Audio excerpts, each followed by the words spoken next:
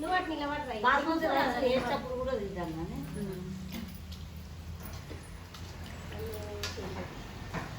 అది చేయలే అలాగే చేసేది కాదురా మంచి పుదీనా చేయలేదు ఇక ఇటు పట్టు ఆగురా అమ్మ బియ్యం ఇక ఆయన చేయబట్టు